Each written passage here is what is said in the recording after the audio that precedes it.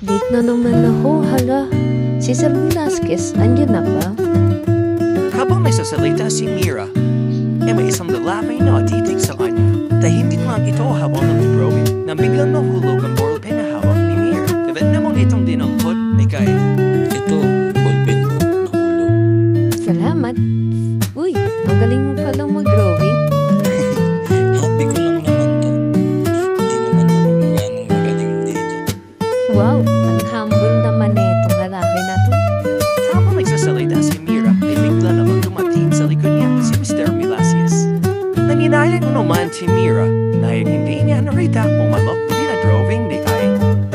Oras na ng lunch break. Napansin ni Mira na parang late sa kanya sikat. Paisip ulit siya kung ano ang nagawa niya.